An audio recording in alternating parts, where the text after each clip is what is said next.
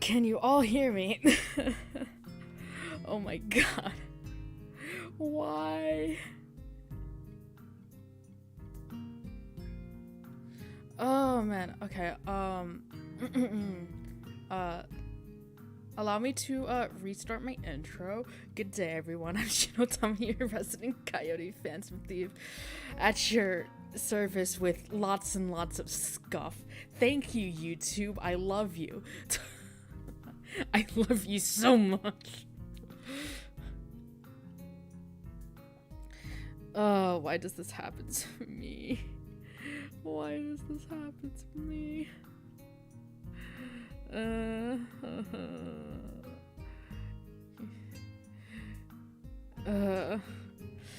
Gosh, I swear I have so many streams now that have like multiple parts because it just disconnects.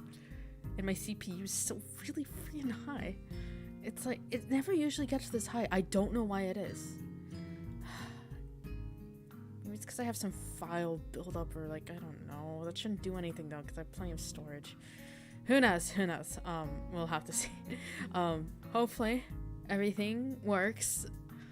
As you can see by the text, I actually read through a lot before I noticed the stream had died. Man, though, you know what? I'm kind of not too upset about the fact that, I noticed late because you don't have to hear my really bad commentary that I made. Or, well, I guess I could make it again, but it just doesn't have the same impact. But, I read this, but we're gonna reread it again because who knows. When was the last time you restarted your PC? It's been a while. I might, Oh, you mean about drink? No, not that. Gosh. Please, YouTube, please. Please don't kill me. Please be nice.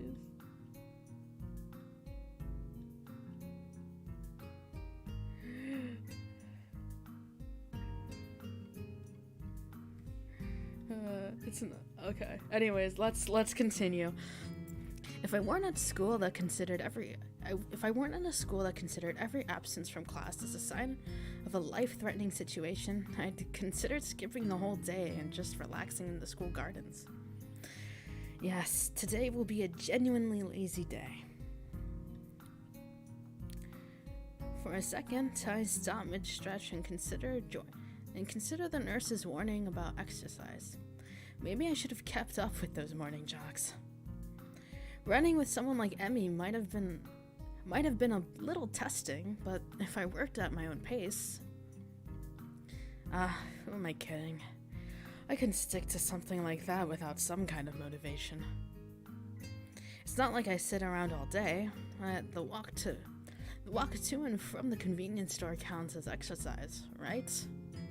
Especially the walk back up the hill.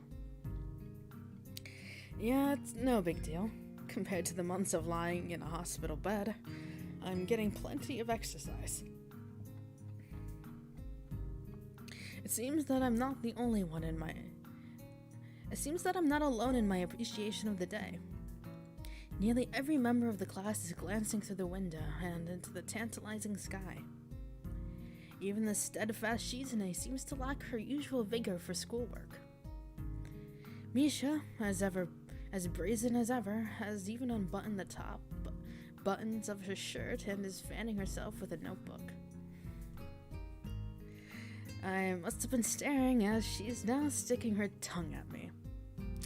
Good job, Hisao. Getting that nice... getting an eye full of those boobas. However, she shows no signs of halting her efforts, nor is she trying to hide the fact. The lunch bell seems to catch everyone by surprise, and the class empties at a much slower pace than usual. The heat seems to be draining the need to rush from everyone. Well, almost everyone. Hisao? Hey there, Hanako. What can I do for you today? Hanako already has a lunch bag in hand. I don't have to be a detective to work out where this is going. Oh, that's not his style. Would you like to have lunch with us again?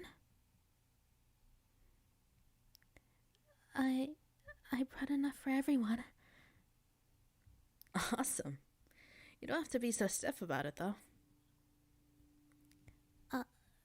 Right. I take it we're going to the tea room. Please.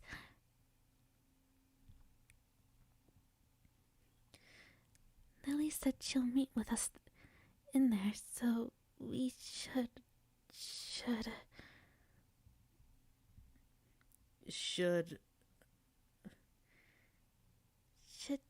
go together. Oh. Oh my gosh, she's so cute. Oh, my heart is melting. Look at her little blush. She's worked up the courage. She's getting more courageous.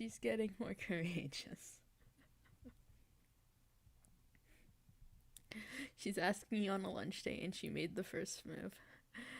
Yes, she did make the first move. You brave, brave girl.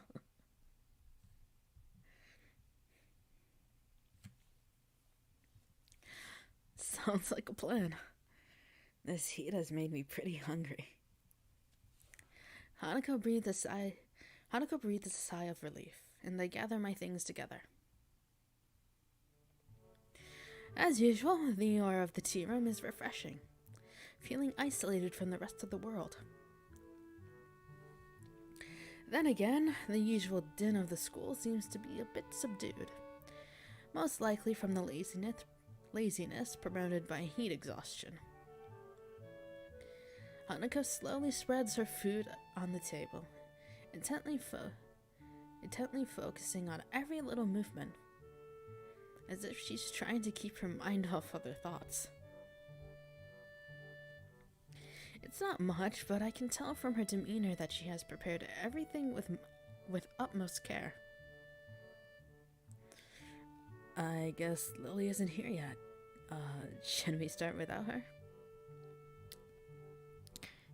She'll be here soon. Hanako struggles with the lid of the container of rice. Here, let me help with that. I take the container from Hanako's hands and try to force the lid open. Try as I might, it seems wedged shut. Let me guess. Did you put this in while the rice was still hot? Yes, I was in a rush.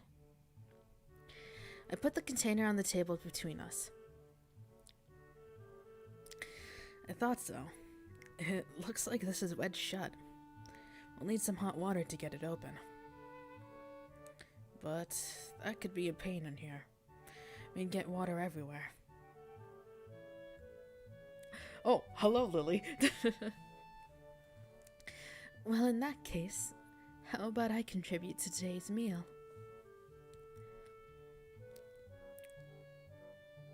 Oh my, the height difference.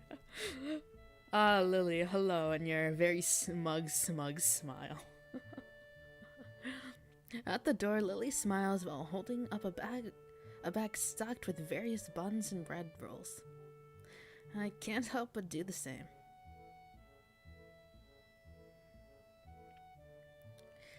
Since you two had a change of plans because of me, I thought I would bring a little something.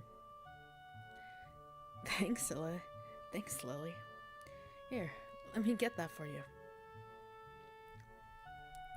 With little guidance, Lily's bread assortment joins Hanako's riceless platter. I hastily make some tea to complete the picture. Well, I'm looking forward to this. As I take a bite, I notice Hanako's trying her hardest not to look like she's looking at me. Oh, she's looking. What you glancing at, Hanako?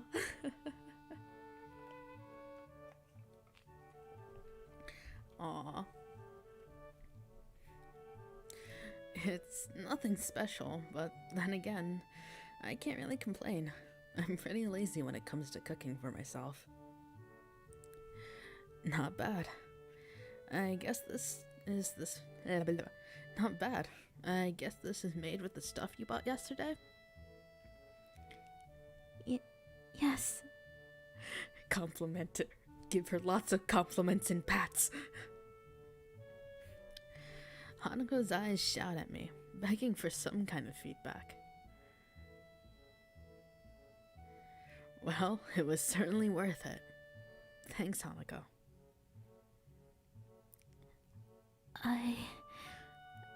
I wanted to show you this after yesterday.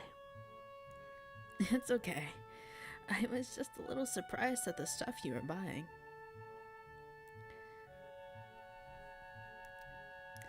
Hanako's always liked to experiment when it comes to food. I think it's good. Most of the time.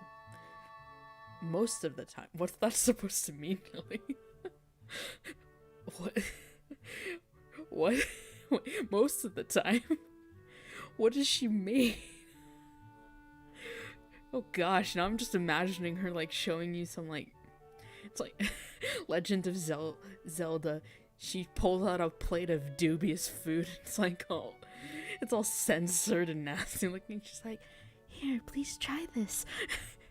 And Sao's just like staring down at it, like his eyes boggling out of his head, absolutely quaking in his shoes. But you see Hanako's cute smile. It's like, guess it's time to eat. Hachima. Yes, Hachima. Hachima. I can't do an impression of Hachima. I'm really bad at her. Hachima's voice is so high pitched. I cannot do an impression of that.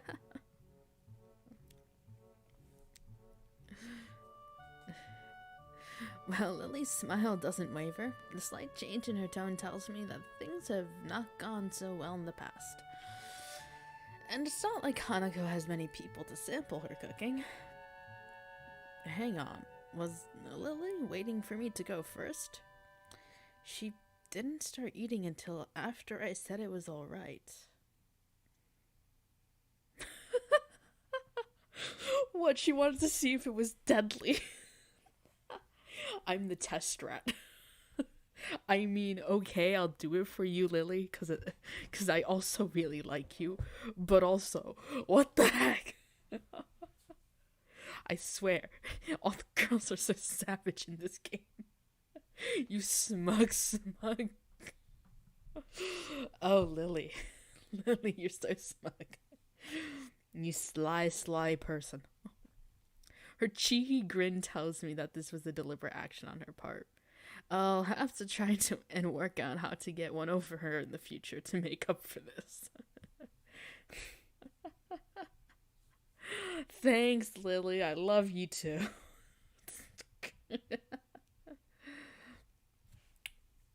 Jeez. Well, it's good, and that's all that counts, right? Right.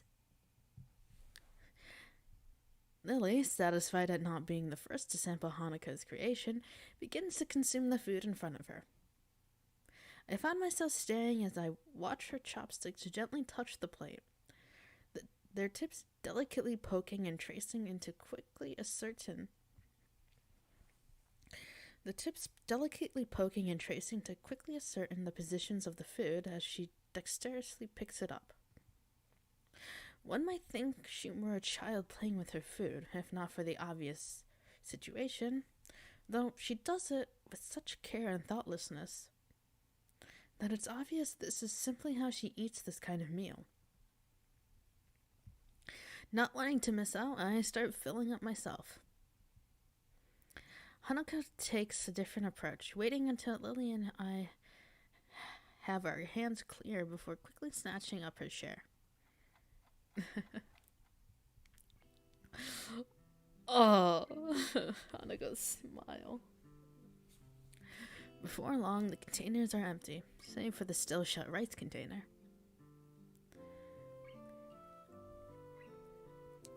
Thank you, Hanako. That was filling. No, thank you for the bread. Yeah, it would have been a disaster if not for that. You're both welcome. But now I must be getting back. It's far too easy to be late after eating here. Yeah, I see what you mean. I think we'll just clean up here and then head off. Well then, good day. Lily leaves, her cane tapping away down the quiet hallway. Aw, she's giving us time to ourselves. Thank you, Lily. Best wing woman. Hanako and I quickly pack our things and stay seated, waiting for the bell. Together, we stare out the window and into the endless azure sky.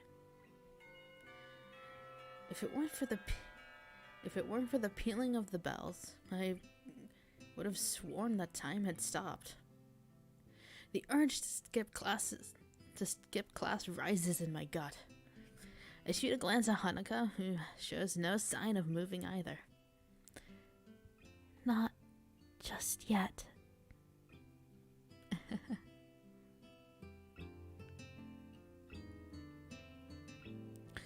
The interval between the warning bells and the end of lunch bells passes in the blink of an eye.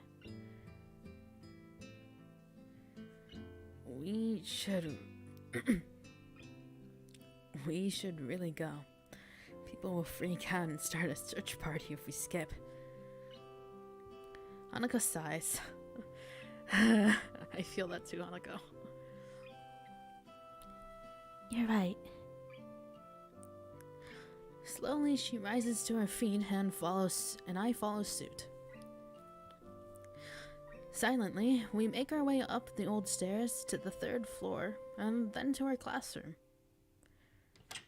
At the door, I take point and open the door ahead of Hanako, bowing my head down in apology in advance.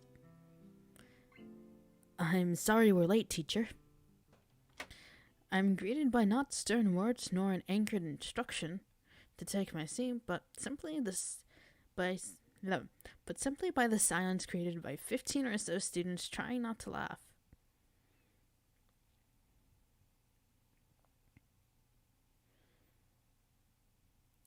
Oh, Yavit. Muto, ever tardy, has yet to arrive. However, the fact that Hanako and I arrived together is blatantly obvious. Ah, now we are the center of attention. Misha, don't you dare laugh at me. Make that about 14 students trying and 1 student failing. The lovers return.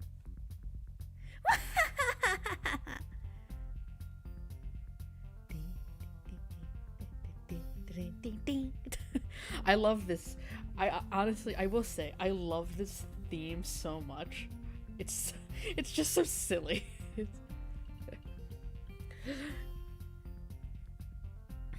What, y'all jealous or something, singles? Honestly.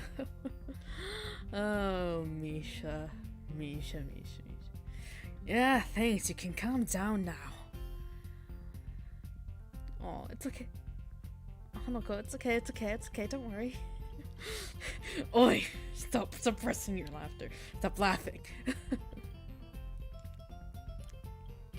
I step through the door, realizing that Hanako is firmly pressed against my back, hiding herself from the class. Okay, hold on. Need to do a little more audio balancing. Okay. With my steps coming closer to my desk, she eventually breaks from me and stiffly walks to her own. Her efforts to mentally block everyone's presence from her mind are written fairly clear on her face. are fairly clearly on her face. No, Hanako, don't be uncomfortable.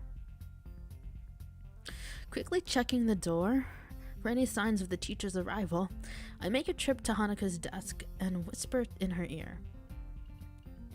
Don't worry about Misha. She is always like this. I enjoyed myself today. Don't sweat it, okay? Hanako nods her head behind her folded arms, but still doesn't show her face. Oh. I yearn to stay and console her more, but Muto picks this exact moment to enter the class halfway through his lecture, as if he started it in the hallway.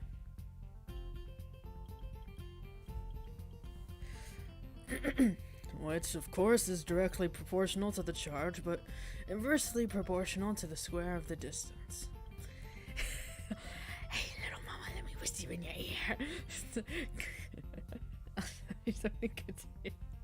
Oh, jeez. He's so engrossed in his speech that he doesn't even notice me sneaking back into my seat from Hanako's desk. While Muto's spiel rambles on, Misha leans over to me. Misha, what do you want? The teacher may not have noticed your tardiness, but I did. That much is obvious from the show you just put on. I have been instructed to let you off the hook for today, but only on one condition. Oh, and what would that be? You have to help us this afternoon. You conniving little... Oh, I keep getting dragged back to the student council. How dare you? Dang it. I just want to spend my hours with Hanako. I crane my neck to look over Misha's shoulder. Shizune is conveniently not making eye contact with me. Fine, just for today. I already told you, I'm not joining the council, remember? Of course, doing so would be considered. She looks down at her notebook, obviously looking for her place in her script. Under duress, and hence would be against regulations. How very strange of you to be considerate of the regulations now. Things should be done by the book. It's just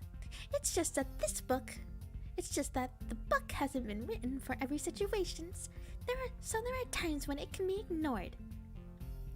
And yet you two wonder why no one else wants to be in the student council. After poking her tongue out at me, Misha returns to her workbook, and we battle our way through the latter half of the school day. Oh gosh. Before I can even stand up, Misha and Shizune have placed their hands on both my shoulders. Thanks. Hey, I said I'd help out. Damn. This is just insurance, Hisao. Insurance. Hisao? Oh. Oh. Hanako. Hanako timidly tries to leave the room by circling around us, and I suddenly realize that this may be my one chance to escape. Oh, hey Hanako, what's up?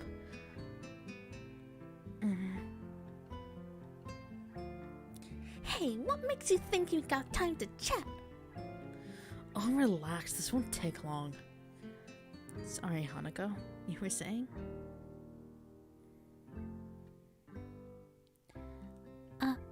I was going to the library and I thought... Hanako's thumbs dance around each other, and her eyes flit around the room, looking everywhere but at us. Sorry, Hanako, but Hisao has to come with us. He's got work to do. Oh, you threatened me into this. I want to go to the library with Hanako. Let me go. Let me go. Don't give me that look, Shizune. Oh, but you can help out too if you'd like. Oh. Hanako, are you gonna be comfortable with that?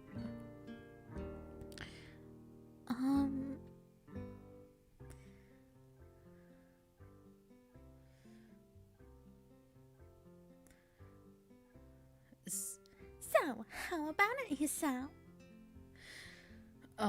What do you think, Hanako? Or I've done enough schoolwork. I've done enough work for the council already. Hold on. Get in your save state. Continue.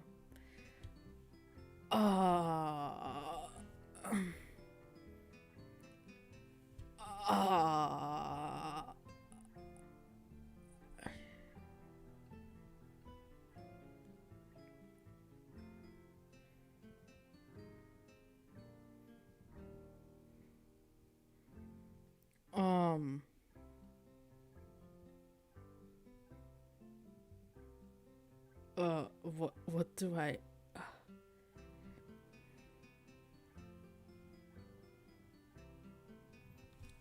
What do you think, Hana?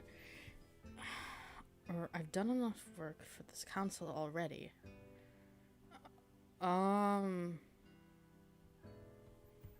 Huh.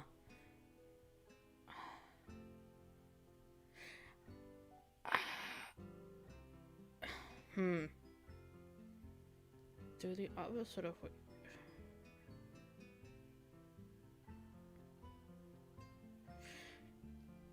I mean, I already feel like I know what Hanako is thinking, so I feel like asking her is kind of stupid. I feel like this is just that's redundant. This is redundant. You already know. She doesn't want to do it. I don't want to do the student council work. So you know what? Screw you. I'm done. I've done enough work for the council already.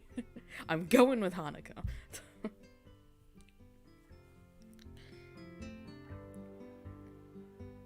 Hey, Shizune, I know I said I'd help, but I forgot I'd already made plans. Besides, I helped out more than my fair share last week, didn't I? I promise I'll make it up to you some other time. Shizune and Misha release their grip on me and have a long, deep, silent conversation. Well, you have a point there. To be honest, we were only going to spend the rest of the budget on cakes. What the heck? We were gonna spend the rest of the budget on cakes. Excuse me, you're the student council. What the heck? What is this council?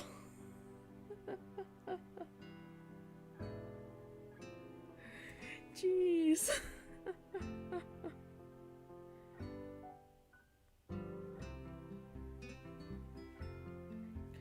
Oh my gosh.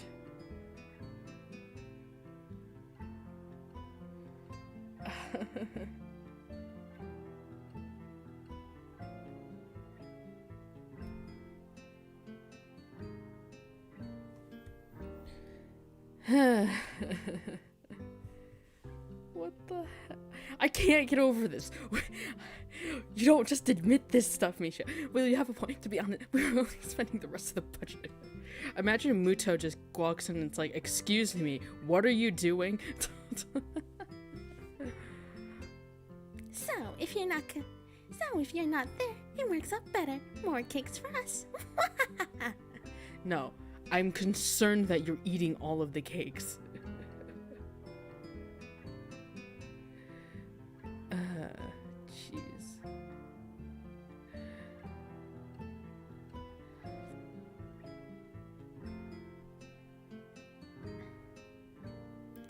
Huh. Man. Shizune about faces and marches out the door. Misha skips out after her. Well, that was a lot easier than I thought. And I thought it was going to be. Last week those dudes were like bloodhounds or prison guards.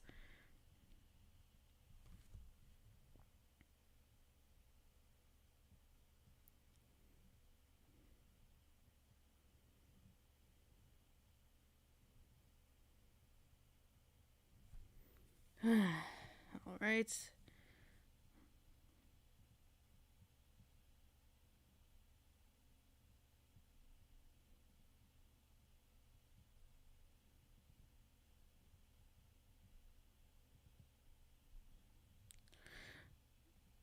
Or maybe prison guards bred for bloodhounds. I can't believe I just thought that, let alone saying it out loud. I think I need to move away from Kenji. Kenji's having an influence. Oh, man.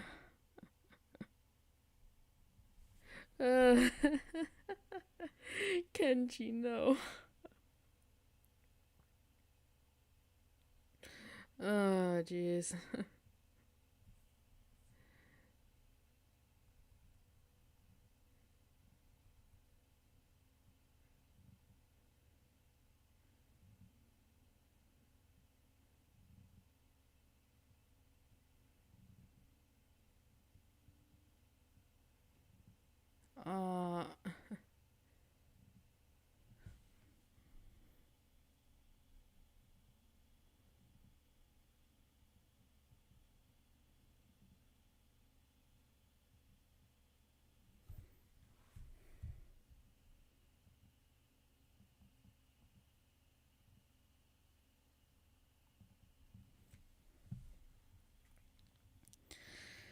Uh, I can't believe I just thought that, let alone saying it out loud. Oh, yeah, wait, I already read that. I don't. Never mind. Anyway, should we go to the library?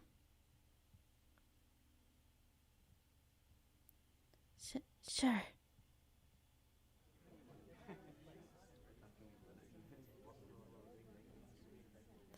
I can't. I hate choices. I feel like I made a mistake. I mean, I can go back and load the save. That's the thing.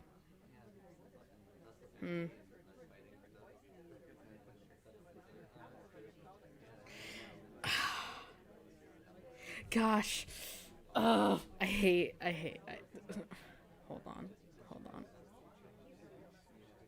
I want to see what both of these do.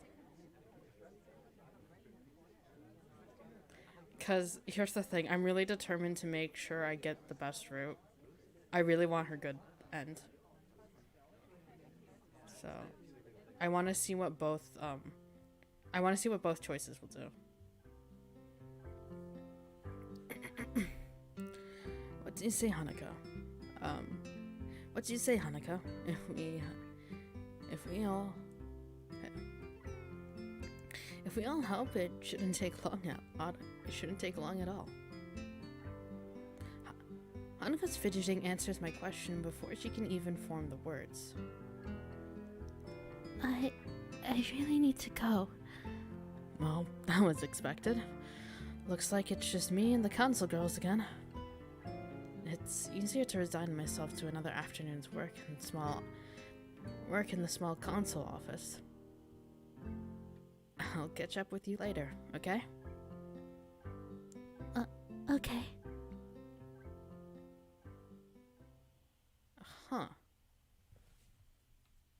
Hold on, let me...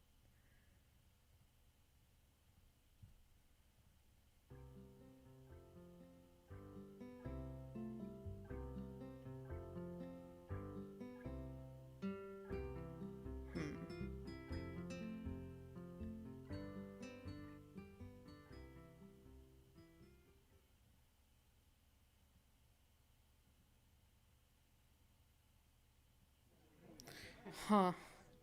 Her reaction honestly seems better in the other choice. She doesn't like... I don't know why. I feel like her reaction in this... Because, hold on.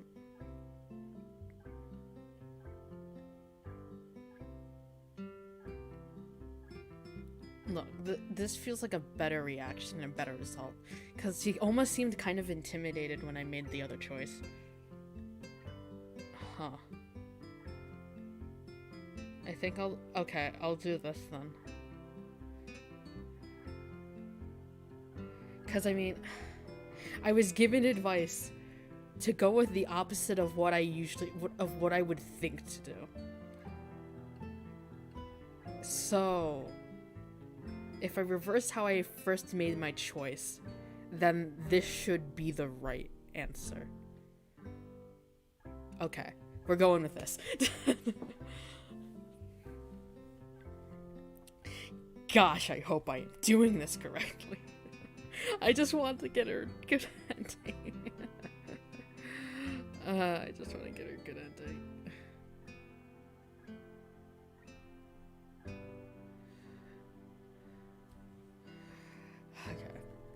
Okay. Okay. Right. Now that the farewells are over, it's time to work. It's work time. Fine, now I'm trapped with them. Misha and Chizune frog marched me to the student council office, never once letting go of my shoulders. I feel a little bad for ditching Hanako like this, but if this was the price of getting Misha off her back, so be it. So then, what are we up to today? Debrief. Huh? Isn't that supposed to be happening after something? Yep, we have to collate all the information from the festival so that Shi-chan can debrief the teachers. Oh, okay. Shizune drops a large pile of paperwork on the desk in front of me and smiles. What the heck?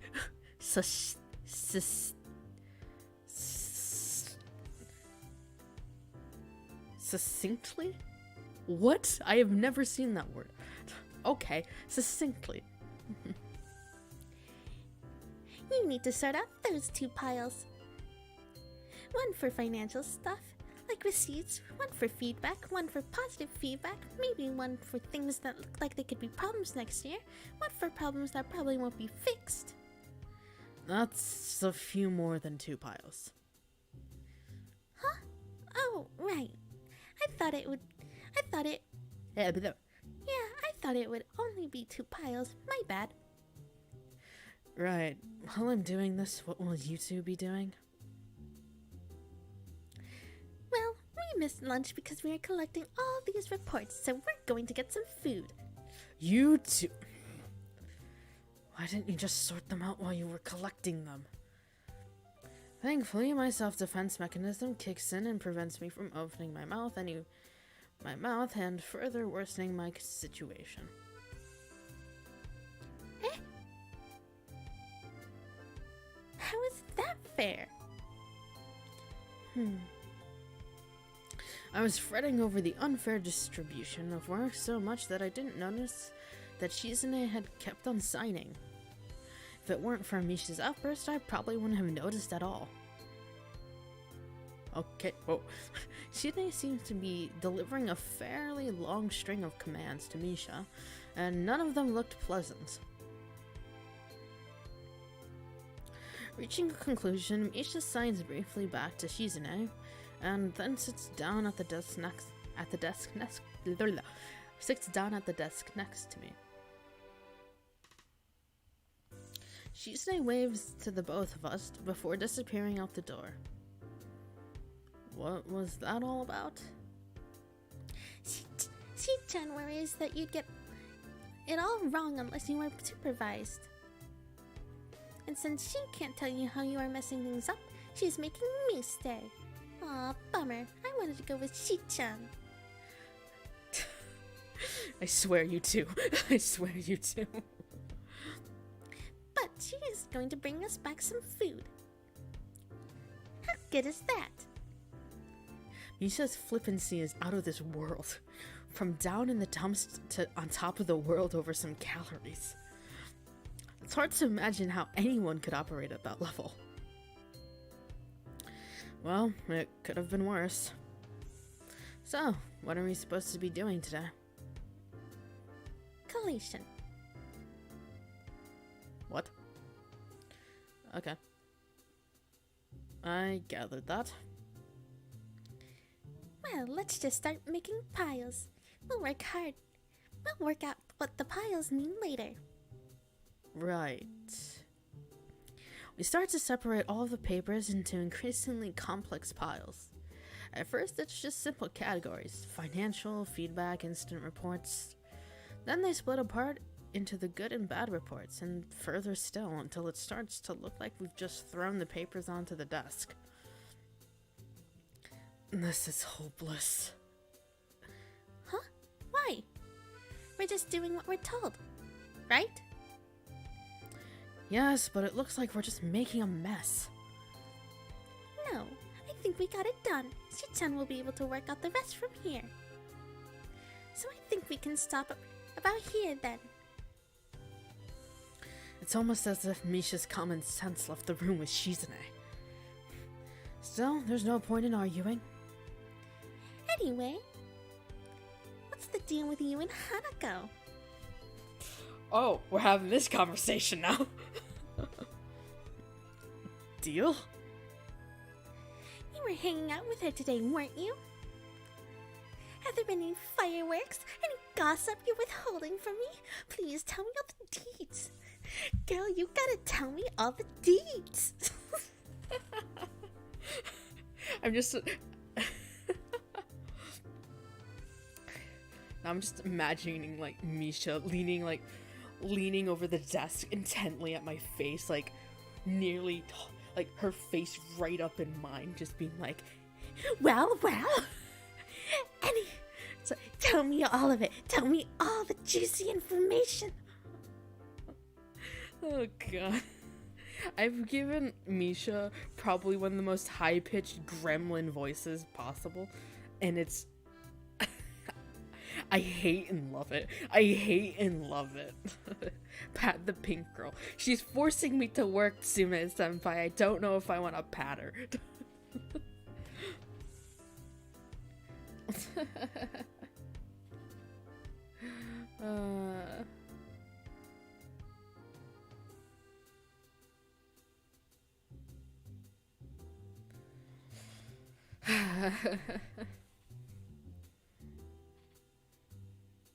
If I told you about my own circumstances, it wouldn't be gossip, would it? Yeet her out the window, I mean, what? Her drill the window with her hair.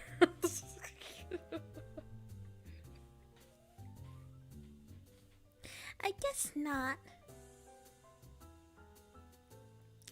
We're just friends, I guess. Why are you so interested?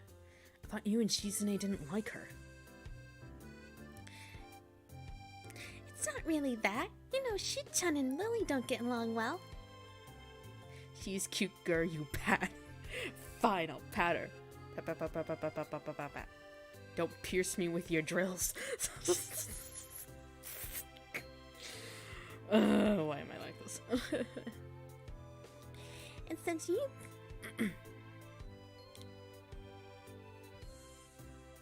since you can't really get Hanako away from Lily, you don't talk to her much.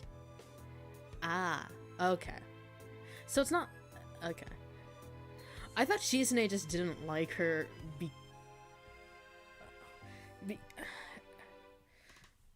Huh, interesting. Okay.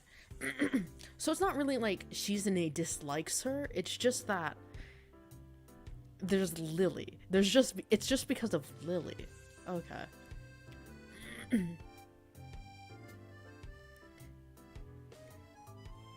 Oh wait, and since you can't really get Hanako away from Lily, we don't talk much to her. Oh, so maybe, okay, I guess Shizune does hate her. But that doesn't... but that doesn't mean I can't be concerned for her. Oh, okay, so you do care. Okay, now you do get pats. Pat.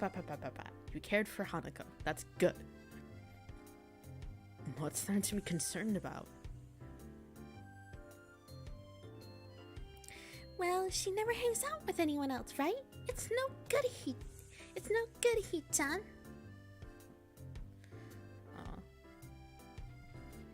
If Shizune and Lily dislike each other because their personalities are different, then I hate to think how Misha and Hanako would get along. Shizune and Leslie can't communicate and thus don't get along. Yeah. Because, of course, Shizune is deaf and Lily is blind. It really doesn't work well for them. Like, here's the thing. I feel like if they legitimately, like, talked to each other, like, found a way to communicate, I feel like it wouldn't be as bad. But I think it's just, the entire circumstances just makes it so much more difficult. So it just, I guess it just feels like so much more of a pain for both of them to just talk to each other.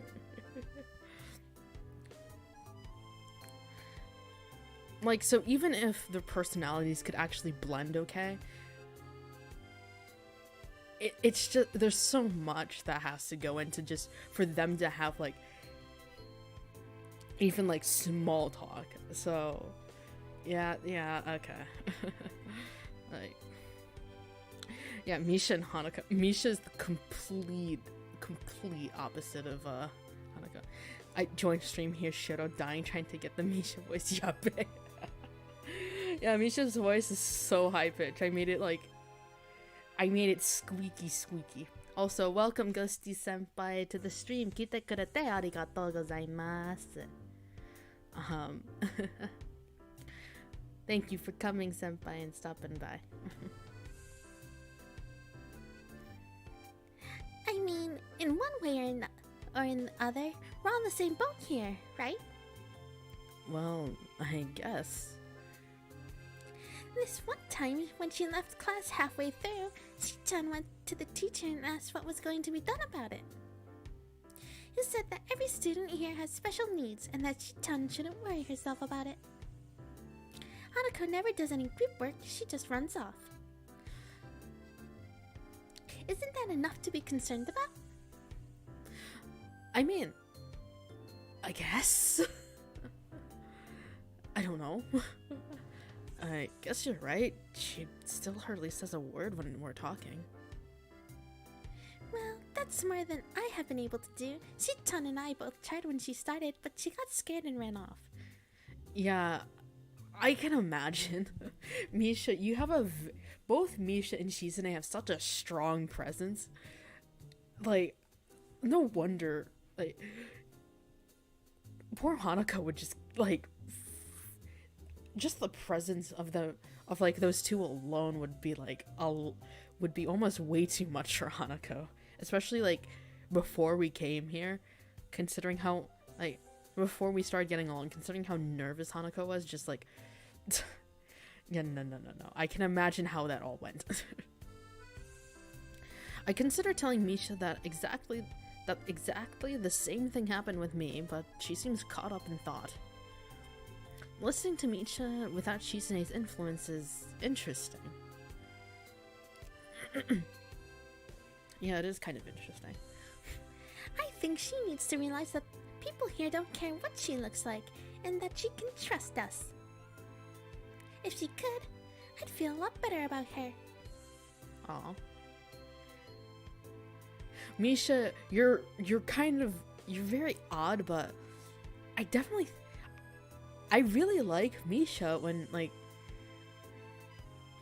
Shizune brings a little bit more vigor into the way she talks, but when Shizune's not around, she's actually, I do like talking to her like this. This is actually a really nice breath of fresh air here. Like, just to see her talk like this, very genuinely and stuff. I think this is the longest I have watched Misha without seeing her sign. When she's with Shizune, she's constantly waving her hands about, explaining the world to Shizune. That amount of effort probably places a strain even on an agile mind. And let's face it, Misha isn't the world's brightest spark. Well, I'll keep an eye out. On her for you. But you should probably apologize for earlier. I don't think Hanako is cut out for that kind of joke. Oh? I didn't even notice. Sorry. Yeah, no. Wow, I really like Misha here. I'll admit, I liked her, but I did find her a little bit annoying. Like, just slightly. There's something about the way she was, like, I like, I don't mind, like, the mocking stuff, that's fine. It's honestly a nice, it adds to, like, flavor to her character, but at the same time, there were moments where it's, like, being very annoying. Too much boing, but it's good girl. Me should be like, I may be dumb. To my senpai.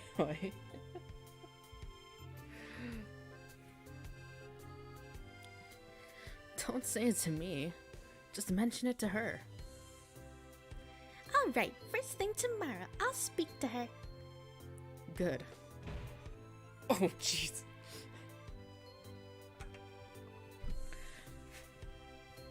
Guess who's back? A cacophony from the door heralds the return of Shizune. I guess she can't really tell how much noise she is making. Yeah, true. Oh, Shi-chan, you're back.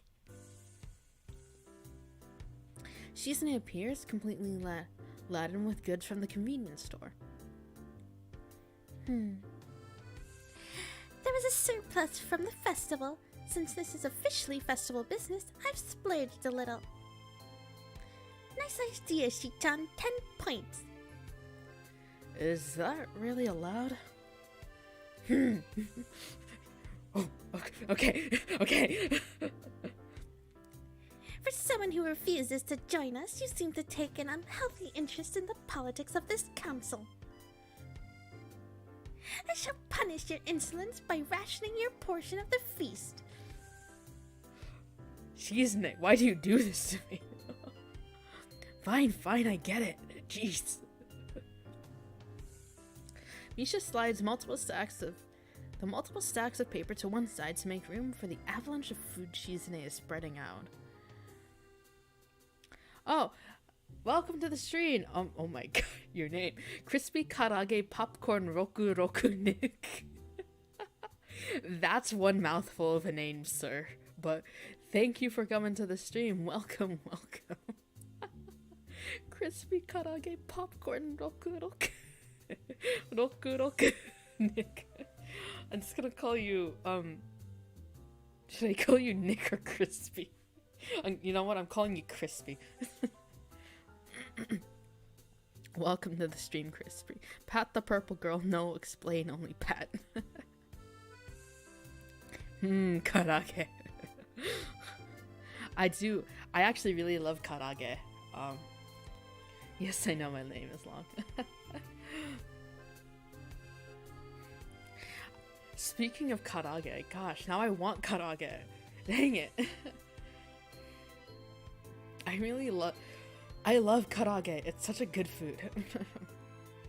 It's a long story. I can imagine it is. As I watch my hard yet misdirected work become wasted, I realize it's little wonder why these two need help. The convenience store meal isn't overly tasty, but at the very least it's filling.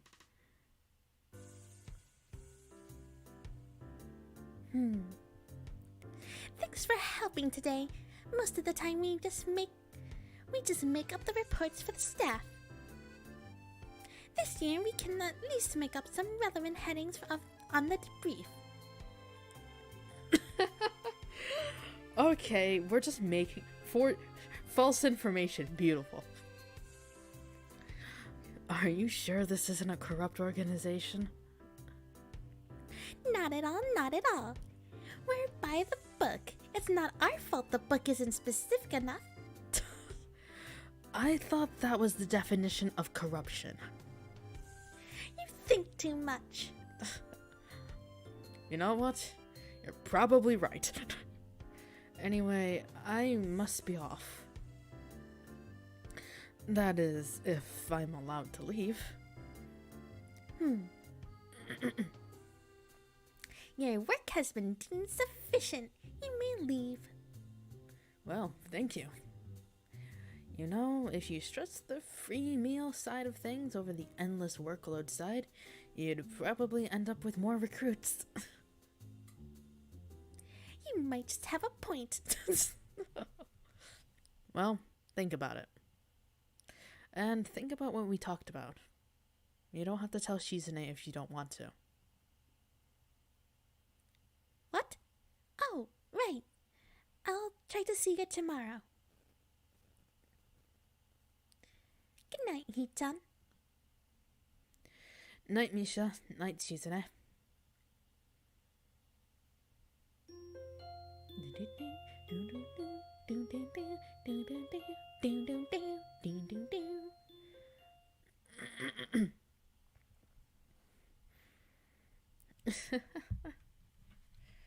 Man, okay.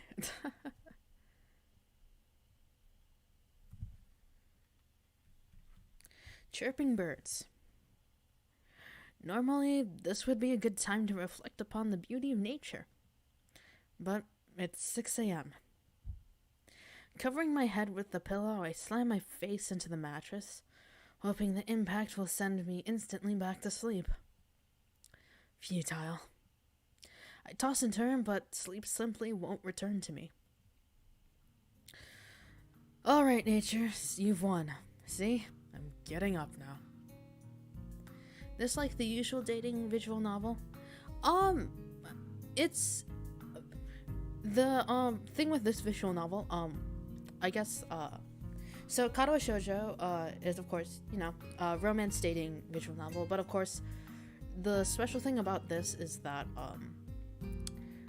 all of the girls, this is a school for people with disabilities, so of course all the people that you meet in this visual novel have some sort of special condition or some sort of disability or something.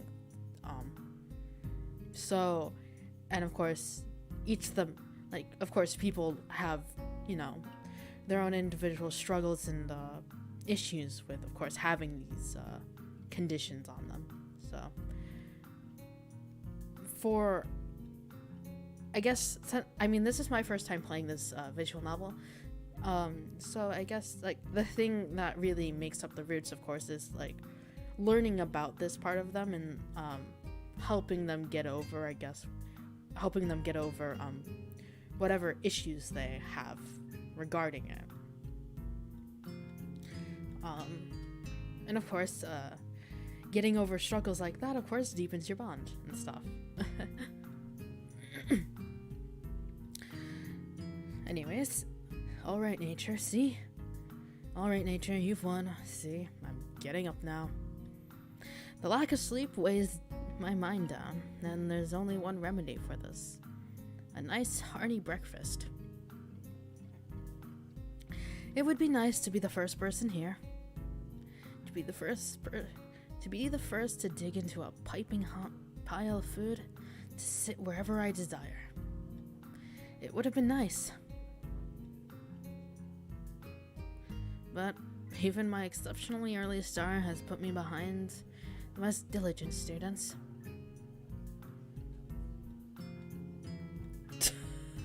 Senpai, wait.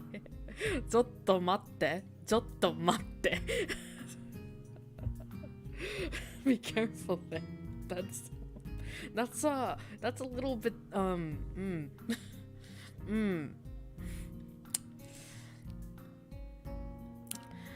Okay. I guess there are quite a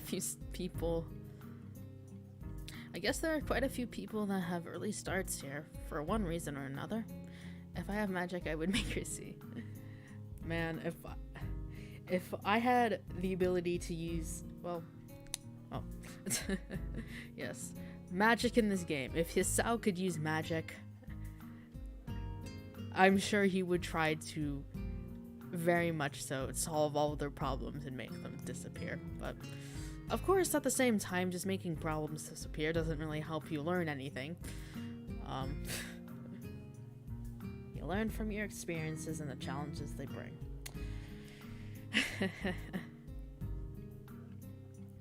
I guess there are quite a few people that have early starts here for one reason or another. group of students in sports clothes huddle around one table, eagerly discussing game plans in between inhaling great gulps of food. Scattered around the hall are a number of bleary-eyed students, probably suffering from the same ailment as myself. Noisy birds. And of course, there are people that actually enjoy getting up this early. The ones with their bags stuffed with textbooks and completed homework.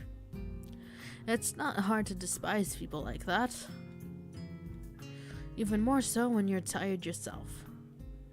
Picking out a familiar face from the thin crowd, I head towards the nearest table.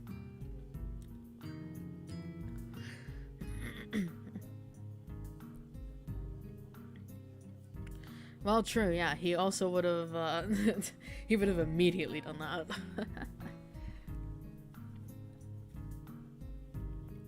Lily sits alone, delicately feeling her way around a small plate of eggs with her fork. It's almost a shame to interrupt her and her clockwork movements. I wonder, is this how a blind person zones out? Simply moving in predetermined patterns learned over the years? Just like how a sighted person would eat while reading a newspaper. Good morning, Lily. I didn't expect you to be here this early. Oh, so... I didn't know you took breakfast this early. I don't. Listen, this is an exception to this rule. I'd greatly prefer to be late to school than early to breakfast. Lily gives a small sigh at my admitted tardiness as I begin eating my food. It doesn't take long for her to lapse back into her previous mindless nibbling. Each motion lacks energy. I suppose this is similar to letting your eyes wander while performing any ordinary chore. But after a few repetitions of the find food / eat food cycle, Lily puts down her fork and dabs her lips with a napkin. Hisao, do you mind if I ask you a question?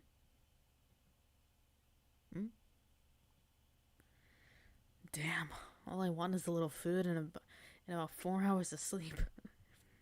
And nobody says, can I ask you a question for a simple question? Sure.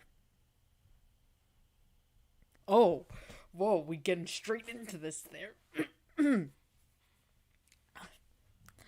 Do you think of Hanako as a friend? Huh?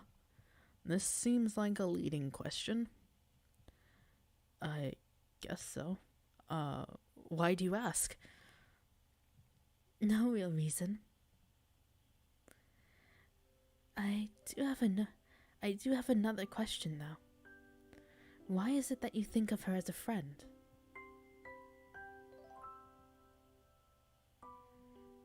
This is above my level. What is she expecting from me? I'm not really sure if it's because she's a little different in the way she deals with people. Wait, what the? I'm not really sure. I guess it's because she's a little different in the way she deals with people. Since I've known her, she hasn't really connected with anyone. She doesn't seem to be interested in other people, and I think people are a little scared off by her appearance. Really? I thought that kind of thing was, well, discouraged here. Discriminating and such. If I were to put it one way.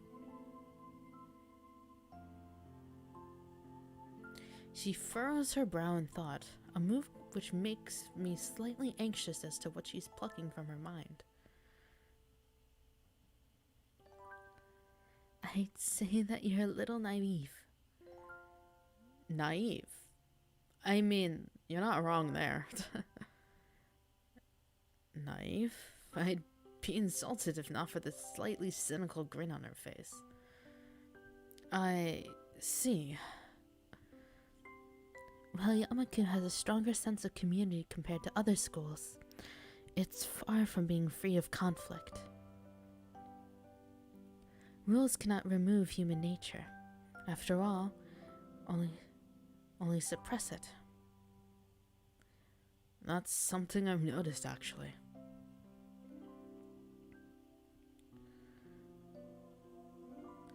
Just little things, like how certain people and cliques avoid each other in the hallways. It's no different than my old school, really. Yeah, that's true for really any environment. Even if you think there's always gonna be some kind of those kinds of cliques. Then those cliques might not actually be terrible cliques, you know. You have your friend groups and stuff, and then people you're acquainted with, but I get there's always gonna be that odd little divides and conflicts and stuff like that. You can't escape that. Those kinds of things are just always present in any environment you really go.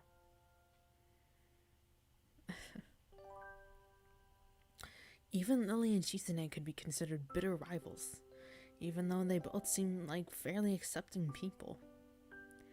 Well, at least the Misha-tinted Shizune does. Who knows what actually goes on with her fingers and behind her glasses? It's human nature. Yeah, it's kind of what just... yeah.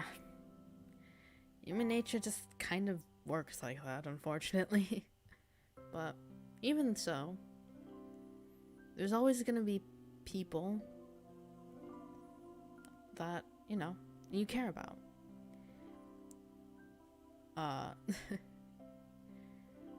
There's people you're not gonna like, but honestly, in a lot of environments, you can generally always find at least one person who you get along with and that you like. Sometimes you can have unfortunate situations where that's not always the case. But, I mean, there are definitely some people, at the very least, that you can tolerate a little more than others.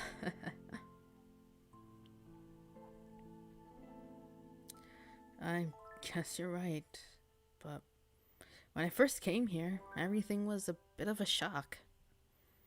I kept on making mistakes, or at least thinking I was making mistakes. Like when we first met, and I said, "I see," to you. I didn't know if that was considered rude or anything, so I tried to just put it in the back of my mind. Treating people any differently and that kind of thing. So I didn't. I told myself that Hanako and you and everyone else was just normal, and I tried to ignore the obvious. I talked to Hanako as if she were any other person, and so we became friends. At least, that's how I think it happened. But you know, I feel guilty just from saying something like that out loud.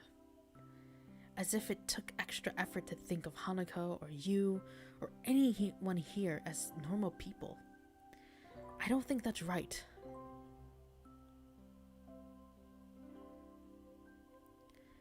Hisao, I think that you are naive, but I also think that you are a good person.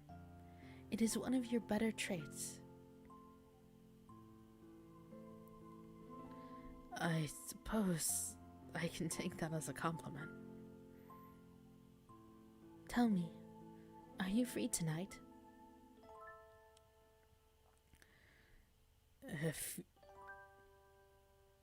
If you don't count homework, then I'm as free as the breeze. In that case, would you care to join myself and Hanako for tea? I really don't have that much money at the moment, so going out isn't really... Oh, I didn't mean going out. Just here, this evening. You can access the classrooms in the evening? No, that's not what I meant. Hanako and I often use my room for tea parties together. please feel free to drop by after dusk. Oh.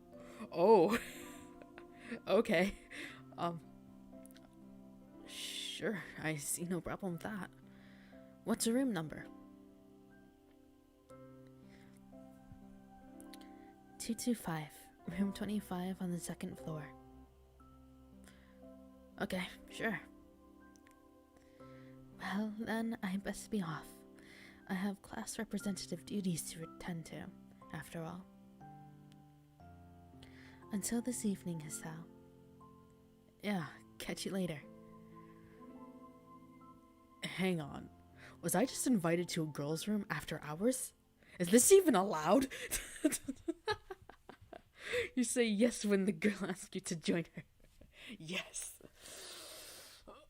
Oh, yeah, baby. There is a curfew here, but I've never heard any rules about visitors in the dorm rooms. Okay, tea, yeah? Yeah. Tea time.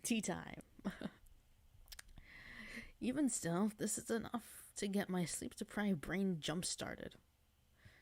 Add that to the lukewarm breakfast, and you have one hell of a pick-me-up.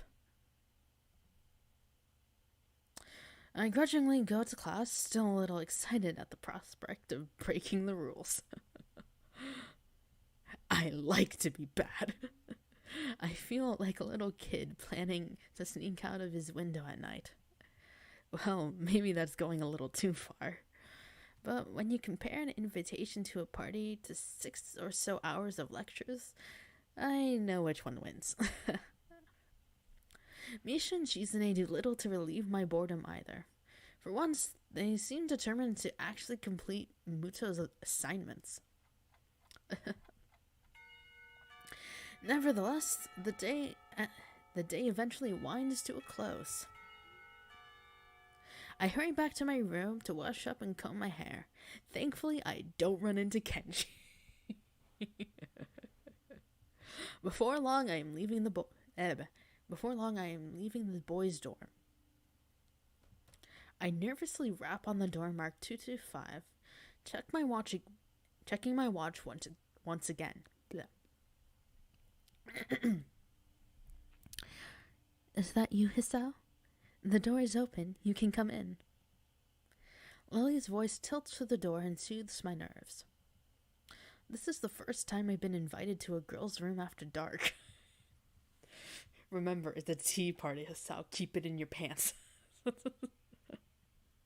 Even though I know there is no ulterior motive behind this invitation, it doesn't stop my mind running wild with possibilities. One guy, 2 girls in a dorm room with a tea set. What are you thinking of? When I put it like that, it sounds a little dodgy. Giving a small sigh to myself, I gingerly put my hand on the handle and open the door, craning my head to see inside. Oh! Oh my gosh, hold on. Oh, look at them. Oh, Hanako, kawaii. And Lily looks great. I love the hair down. Let the pats. Oh, Lily with her hair down, man, that I love that. Like, she looks really cute too with her facial expression, but like, she still has this very good air of like regalness.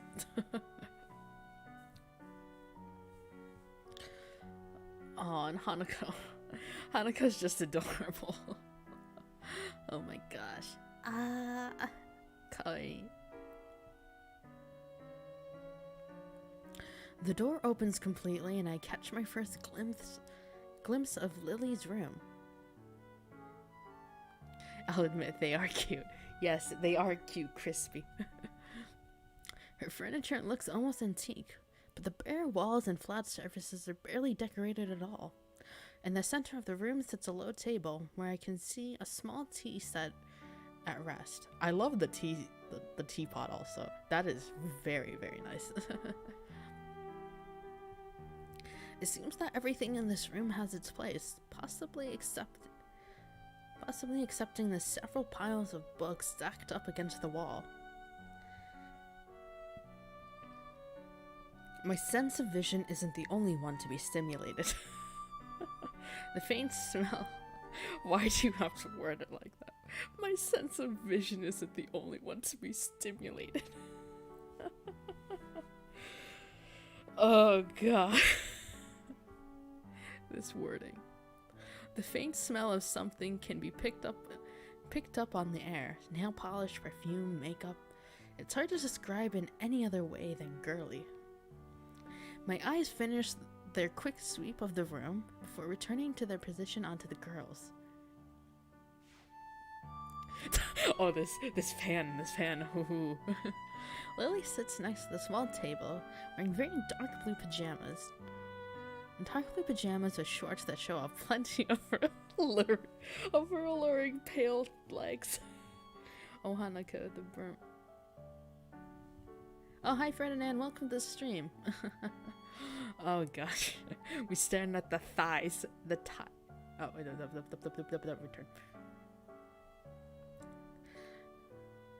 On the opposite of her, Hanako sits adorned in a conservative light pink gown. Her hands are firmly fixed between her legs, her shoulders forward and her head down, as if trying to hide herself in it. Oh, Hanako. It'd be easy for her to do. It looks about 2 sizes too big for her. Waves of flannel flow from her frame, making her look like a child playing dress-up in her parents' clothes. She looks up to confirm my identity, and the beginnings of a thin smile creep across her face before vanishing so fast that I can't be sure it was ever there. There's no point in you standing in the doorway, Hisao.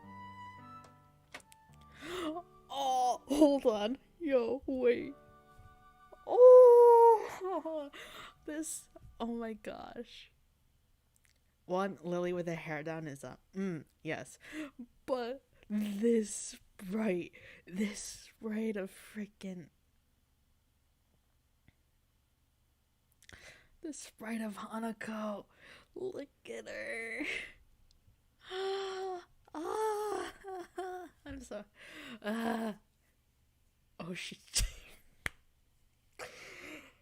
Senpai. Oh gosh. Don't we all wish for death here?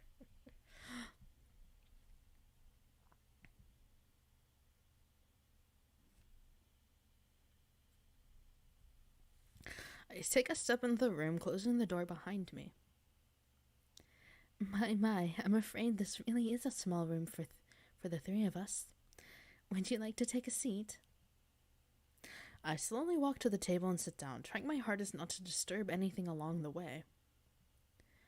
I also can't help but steal a quick glance onto Lily's top as I sit.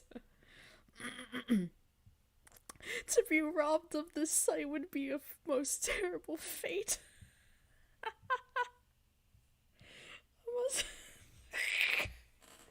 Why do you have to word Hisao, your mind right now, sir. Kiss the girl. I want to... Neuron activation. Well now. How about some tea, Hanako? Could you please pour? Sure. So, what? Oh. To be robbed of this sight would be a most terrible fate, he says as he looks down the black girl. Yabe.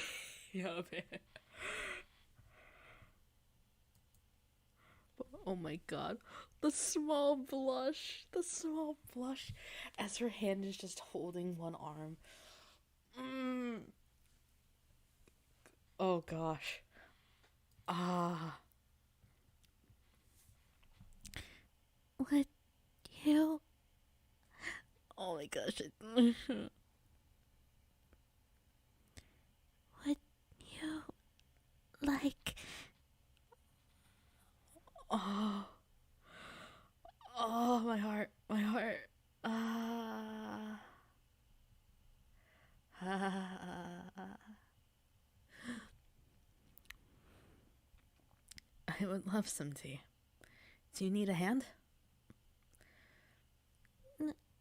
No, I'm fine. Thank you. Oh. Her smile. Her smile. Oh my god, look at it. Look at her. Just the smallest of smiles. I love it so much. Oh my god. Hold on, hold on. Hold on. Hold on. We need to zoom in. We need to zoom. It's time to zoom. Hold on. One more. Look at her. Look at this face. Look at this face. Wait, more zoom. Look at this face. It's so cute. Okay, now I need to fix this. Hold on. I messed the window up.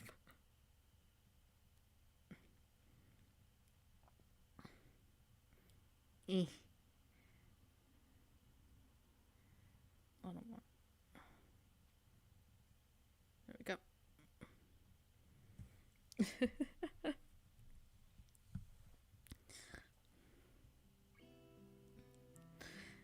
Lily finds it difficult to resist a smile at her companion's nervousness, something I can't really blame her for. Oh, Lily's expressions.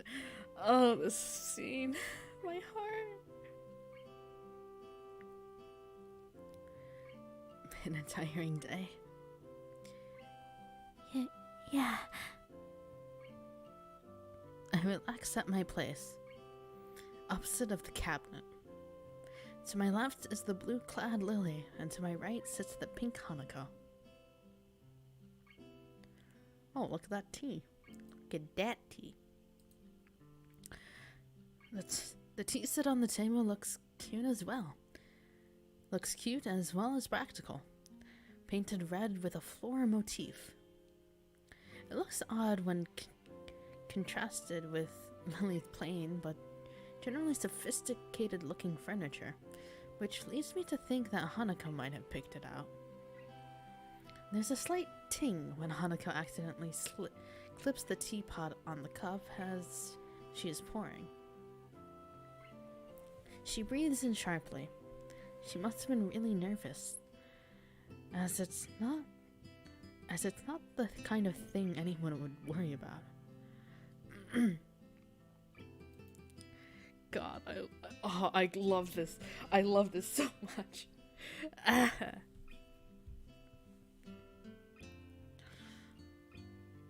Wait, hold on. Hanako quivers at her mistake. No. It's okay, Hanako. It's okay.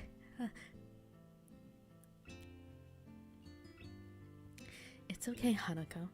There's no need to be nervous.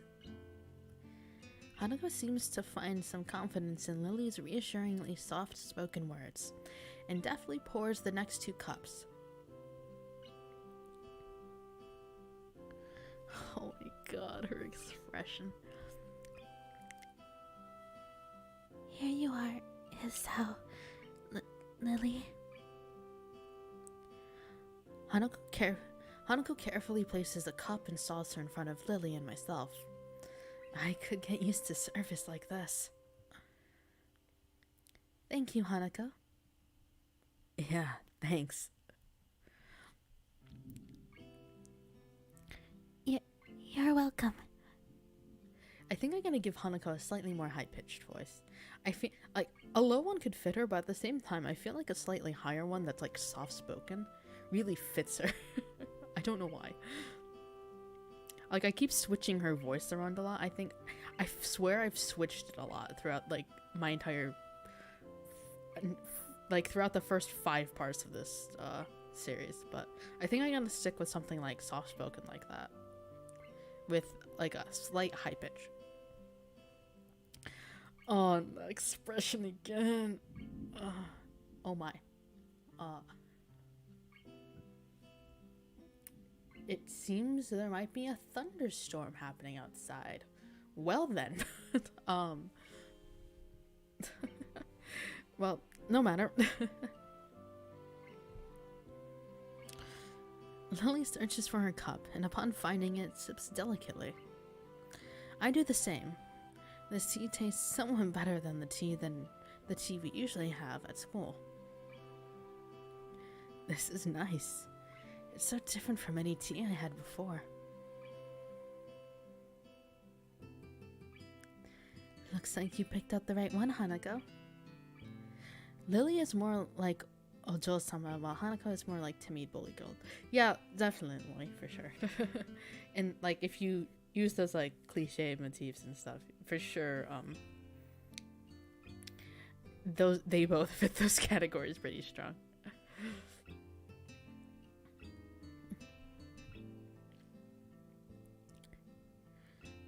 You've done well, even if it was a bold move.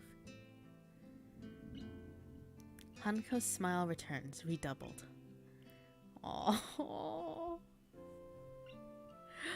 Even with her belighted face, her shy smile couldn't be called anything but cute. Yes, Hisao, yes. It's cute, it's adorable. She's so precious. I wanna pat more.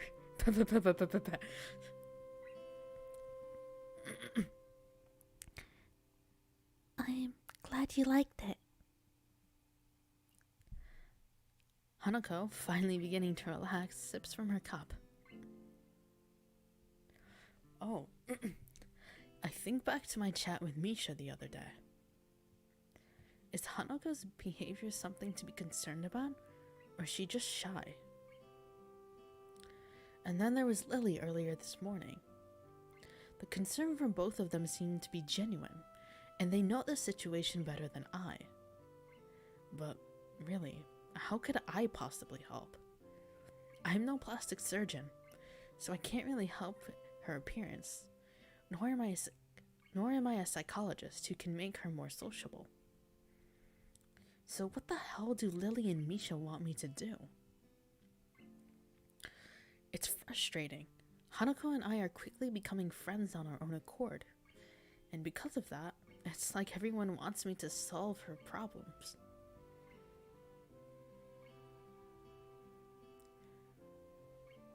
And I have no idea how to do that. No one can cure my heart, nor Lily's eyes, nor anyone who is here in this school. However, I see no harm in becoming better friends with Hanako. Now that she's warming up to me, I kind of enjoy hanging out with her.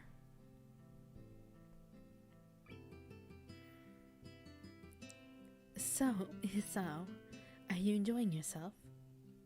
Lily's words break me out of my reverie, and I take a second to reconsider where I am. I'm in a room with 2 girls in their bedclothes. This is something to be enjoyed.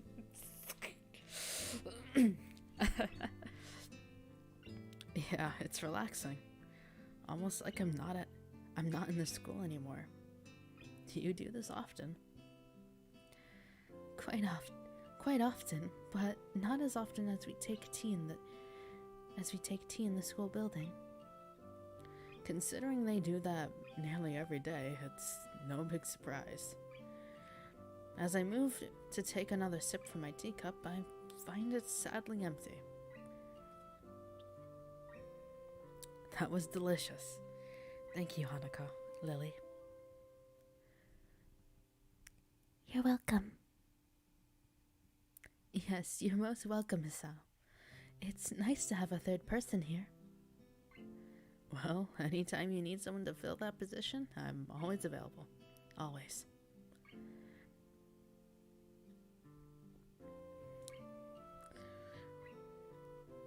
One must be sure to get one's point across in these circumstances. Lily let loose a yawn, which she unsuccessfully hides with her hand. Hanako's scary when I see her angry. I haven't seen her got angry yet. Wait, well, it lasts, so. Also, do be careful with your comments too if you've already played the game, because I haven't. This is all blind for me, so please no limit your spoilers. No spoilers, please.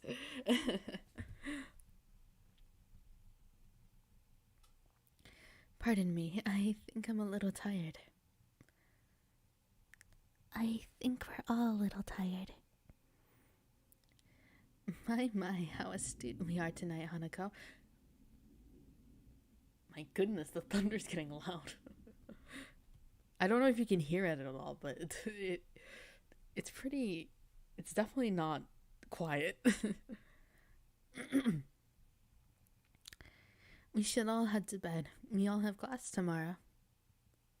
Yeah, I should go. Thank you for your presence, Hisao. Thanks. You'll come again?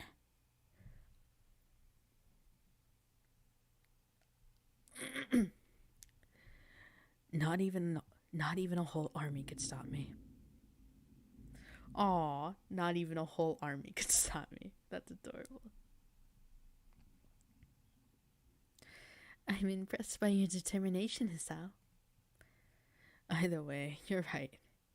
We'd best get going. I stand up and make for the door. Hanako gingerly stands up behind me. I stop and face her. Are you coming with me?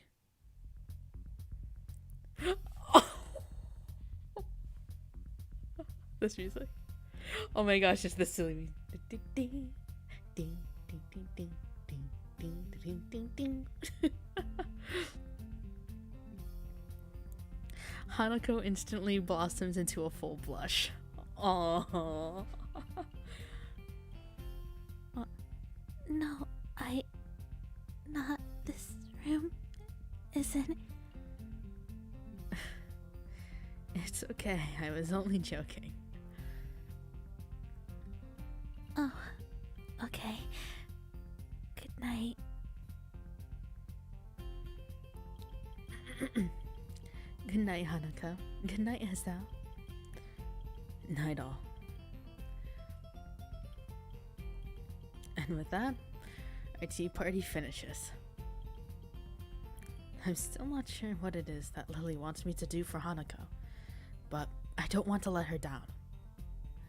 I wait until the door has closed behind us before turning to Hanako. Hey, Hanako.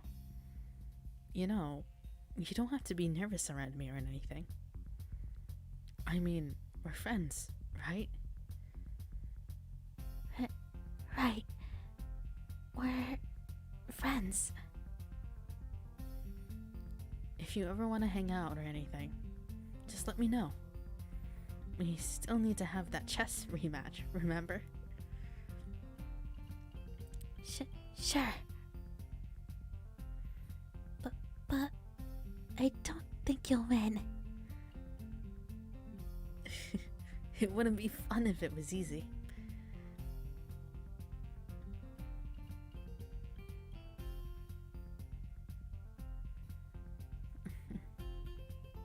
Hanako seems to give a muted laugh, but she could have easily been exhaling.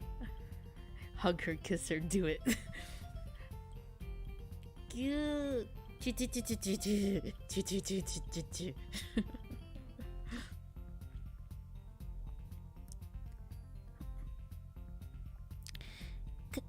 Good night, Hisao.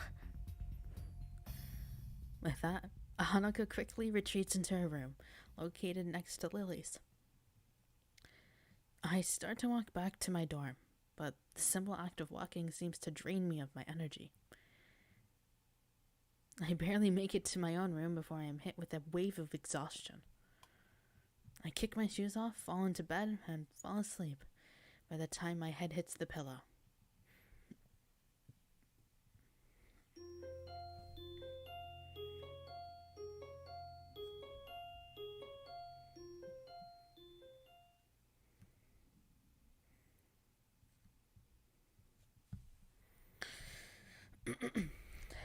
I pull my door closed, ready for another day of classes. Oh. Oh. Hello, Kenji. Oh gosh, I need to get my voice. Sleep well. It's like, hey dude, sleep well? Oh god, this theme. Kenji's sudden arrival makes me jump, and I narrowly avoid butting heads with him. I know he has poor eyesight, but he knows who I am now. Does he still have to stand this close? Oh, yeah, like a baby. Damn, why do people say that? Have you ever heard of a baby sleep? I mean, that's actually true. Kenji, why do you have to bring this? Why do you have to actually make a good...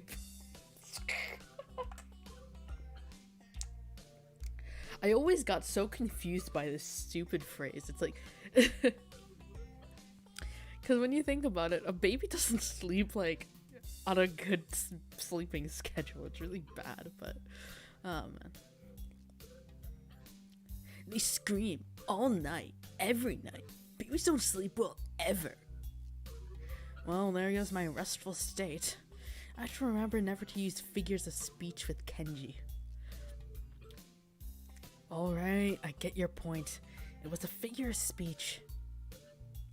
Yeah, sure, whatever. Where were you last night? I had a favor to ask, but you weren't around. For a split second, I considered telling Kenji the truth, that I was spending time with Hanako and Lily. Thankfully, that split second passes as soon as it came. I was just out, checking out the local area and stuff. You know, recon. Good man, good. I knew you were the type to plan ahead. Anyway, what was this favor you wanted? I was going to get some takeout, but I needed change. Of course you want more of my money, Kenji. Wait, what? I gave you money last week and you still haven't paid me back. And I thought you were... And I was starting to think that you were cool. Kenji fishes around his pocket and produces his wallet. As he counts out the 400 yen he owes me, I can clearly see at least two 10,000 yen notes. Sir, you wanted to borrow money from me and you have two 10,000 yen notes? Excuse me. Hey, what the hell? Why are you borrowing money off of me when you got that much cash? Kenji hisses a little, realizing that he'd been had. Get off my case, man. It's bad luck to break a big note for anything less than half its value. It's the tycoon rule. Last night's dinner was gonna cost me 7 years of bad luck. 7 years! Don't you think that's enough cause to help someone out? I'd get shorter sentences if I just stole the stuff. My common sense screams at me to say something to him, but thankfully I restrained myself. Arguing a point like this with Kenji will just lead to further and more complicated discussions. Not gonna lie though, Kenji looks like Harry Potter if you were in anime. Yes, he does. Like I've said this before in the past, but he looks like bargain bin Harry Potter. Like, it wouldn't, I wouldn't have thought much of it if he didn't have the scarf. It's the scarf that really made me think that, because it is the freaking Gryffindor colors. Yeah, I guess you're right. Maybe you should plan for these things a little better. Yeah, man, I know. But I've got so much stuff to do. It's hard. And you never know. And you're never around anymore, so I'm on my own. We're supposed to be brothers in brotherhood, remember? Yeah, I get you. Global conspiracy and such. I'll keep my ears to the ground. Kenji draws close enough for me to get a clear whiff of his garlic-tainted breath. Oh, gosh. You better, man. You're already spending less time here. That's the first thing they do. They'll try to split us up, divide and conquer. Sun Tzu said that. Roger that. No, I've got to be going. I've got classes. You coming? Nah, I'm tired. I stayed up all night. All night just to make sure nothing was gonna happen after splitting that note. As rational as ever, I see. Whatever. Night. Kenji scurries back into his room, and I hear him throwing his locks as I walk down the hallway.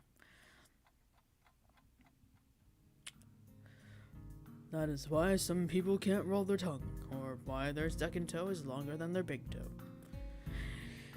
Muto beams a half-moon smile, thus obviously proud of his explanation of recessive genes. However, no matter how impressed he is at the science that defines who we are, the classroom seems to be reduced to a stupor. Why is it that a bad explanation can even make the most interesting things seem worthless? I can see Muto deflates as he realizes that nothing he said in the past half hour has sunk in. Whispered conversations start to break the silence, and like an avalanche, the noise level in the classroom starts to rise. Defeated, Muto identifies some questions from the textbook and sets to clearing off the blackboard.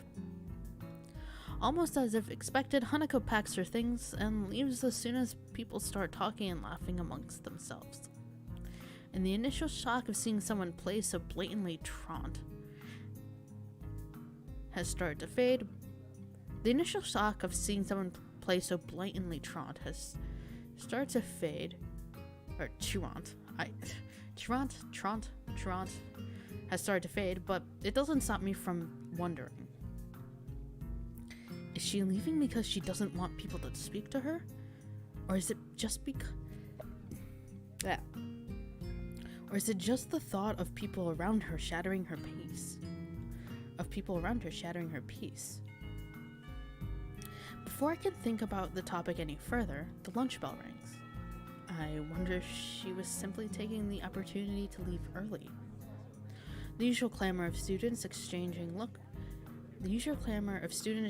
books for lunch reverberates around the room. While Misha is distracted, I grab my lunch and head out the door.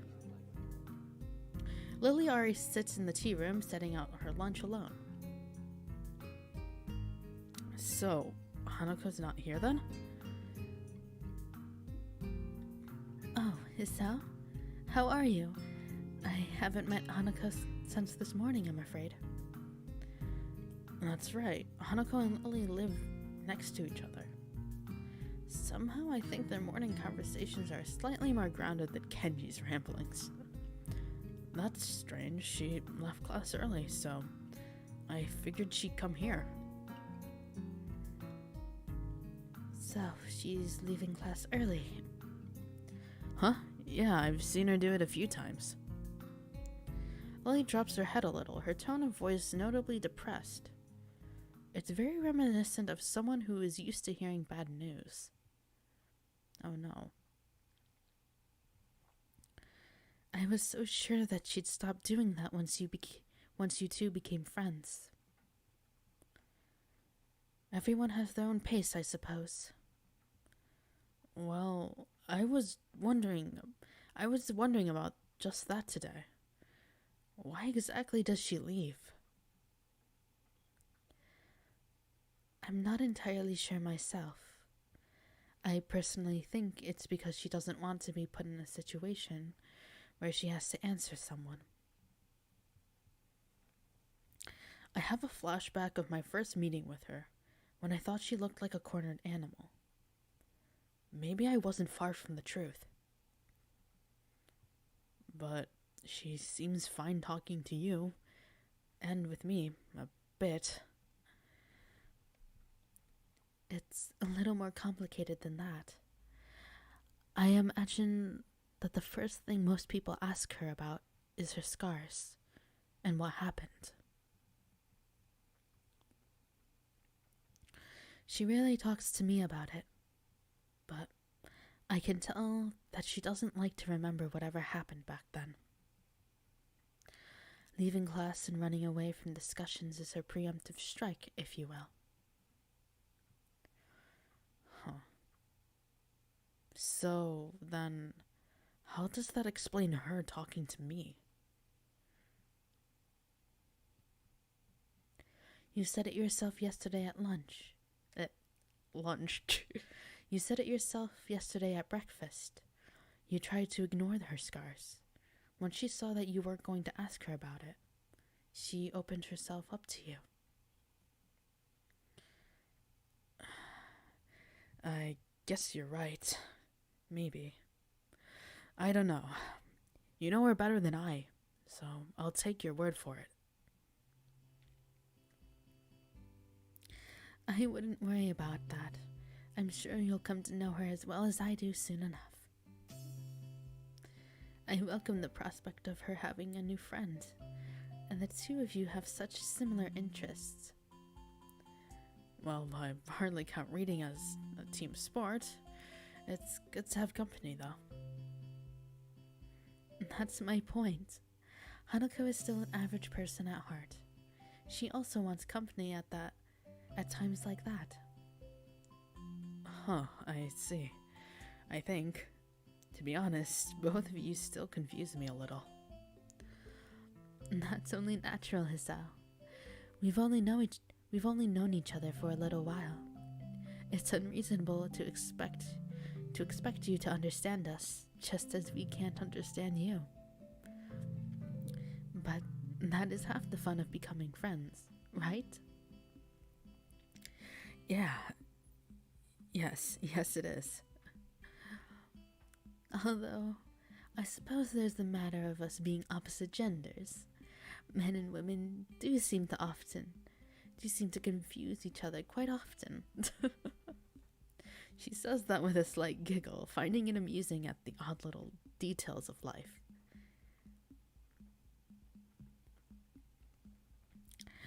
I hope you don't mind, but I'm going to start eating. No, go ahead. I think I'll eat something too. I've got some books I want to drop back at the library before classes start, so I'd better get a move on. You'll probably find Hanako there as well. If you do see her, can you tell her to stop by my room later tonight? I'd like to talk to her. You're not coming? Unfortunately, I have my class representative meetings later, so I'll be gone as soon as I've finished my lunch. Okay then, if I don't see her in the library, then I'll tell her in class. I'm sure she'll be back after lunch. We fall silent as we begin to eat. I take a second to reflect our conversation. I've always thought that Hanako's shyness was simply due to her being self-conscious of her scars. But goodness gracious, the thunder.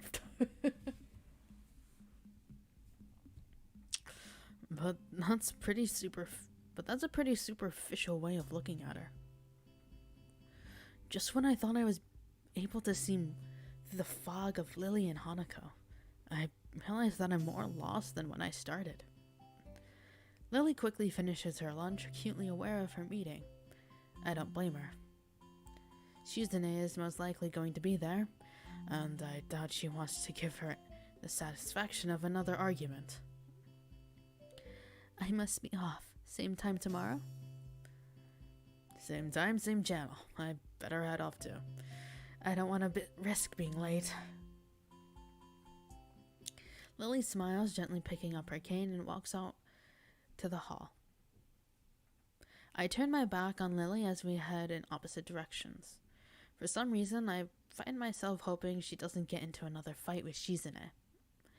As much as I like Lily, Shizune and Misha have been pretty instrumental in helping me adjust, even if half of our conversations are thinly veiled recruitment attempts. Then again, I barely know either of them. Maybe they were previously leaders of some kind of secret society, but their love for each other drove them apart. What is this? Man, I need to stop reading cheap fiction. It's rotting my brain. Either that or I've got to move away from Kenji and his bad influence. It's sad that I can't tell the two apart anymore. I slide my books down the return chute, and they crash into the cart with a pleasant thud. You scared me, Yuko. Yuko, however, doesn't seem as impressed as I. Hisao, you scared me. Sorry, I thought you'd be used to that by now. Or is the literacy level here so low that nobody borrows any books? Huh? No, I think everyone here can read fine. Yeah, never mind. There are some battles that you can never win. Trying to explain jokes is one of them. My dad taught me that the hard way. Say, Yuko, have you seen Hanako about? She left class early, but she wasn't in her usual hiding place. I think I saw her sneak in before lunch. Oh, but I'm not supposed to tell anyone that. I just told you that I saw her leave. No need to stress out. Oh, of course. She's probably in the back. Thanks. Get any new books recently? No, I'm sorry. I'll let you know when we do, though. Okay. If there's one thing I know about librarians, part-time or otherwise, it's that they appreciate people who take a genuine interest in their work. I walk the now familiar path to Hanako's readings nook, pick out a few titles along the way. Sometimes I find it hard to discover a book that will interest me among the shelves. An author's name and a two-word title don't mean much in the sea of similar words. For that reason, I sometimes reread books that I read in the past. Better to bet on the favorite than a new runner. An unfamiliar title from a familiar author peeks out among the spines of its neighbors, so I remove it from the shelf.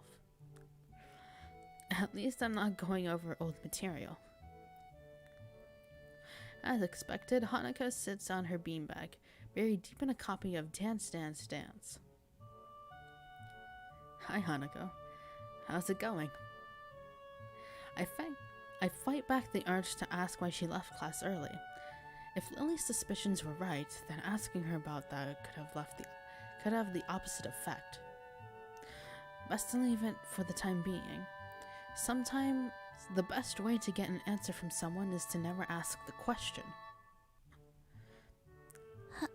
Hello, Hisao. I'm fine. Something seems off, and after a couple of seconds I realize what it is. Hanako's smiling. Aww, kawaii. She looks as if she's pleased to see me. It's a nice change from the usual. It's from the usual instinctively frightened reaction. And something I hope I can see more of as we get to know each other better. Good to hear. How's that book? I've heard it's a trip. It's good, I think. I've only just started it, so I don't really know. Fair enough. Let me know how it goes. I may borrow it once you're done. Sure. There's a good 15 minutes left in lunch. Not enough to really get into a book, but too much to stand around doing nothing. And Hanako's already returned to her reading, so I doubt I'll get much conversation from her. Oh well, I'd better make myself comfortable. I slouch into a beanbag and crack open my book. The familiar style of the author leaps out at me from the very first line. As the sentence turns into paragraphs, I start to relax a little. But no matter how I try, I can't seem to get myself into the atmosphere of the book. This is partly due to the lack of time, but the more distracting factor is Hanako. Oh, every 10 seconds or so, she peers over the top of her book, but when our eyes meet, she quickly ducks behind the covers. Oh, that's so cute. I guess she did want to talk about something after all. What's up? You look like a prairie dog on lookout. It's nothing. I've told you before, nothing means something when you say it like that. Hanako squirms a little in her beanbag, hoping that by changing her position, she'll find the words she's looking for. Oh. I was in an accident. Accident? Just now? Are you alright? Hanako shakes her head, her hair flowing around her shoulders in wisps of amethyst, on the background of pale and dark flesh. No, when I was younger. Realization crashes into me like a semi. Oh, we're going into this now. Okay. When I was... It's alright, Hanako. You don't have to tell me anything if you don't want to. Again, she shakes her head. No. I have to tell you. Hold on. The music's...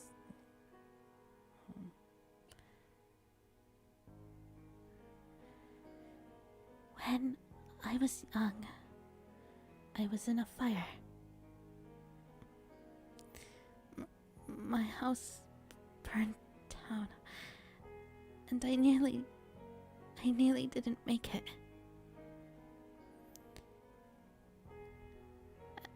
After that, I was all alone.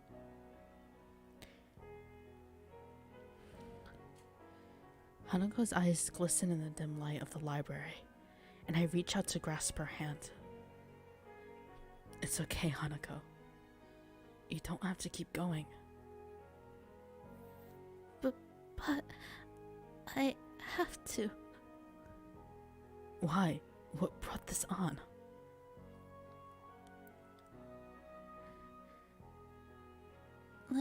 Last night, Lee told me about your heart. And I didn't think it was fair. Oh. Right. That's right, Hanako wasn't there for that part. But I didn't know Lily would end up telling Hanako, though.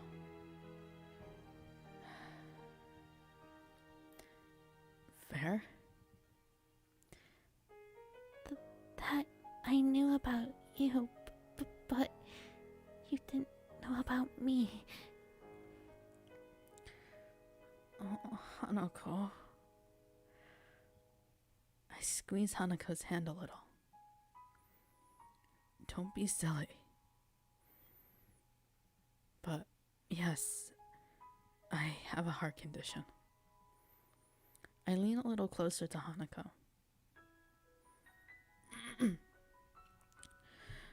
What I didn't tell Lily is that I had my first attack, when a girl confessed to me.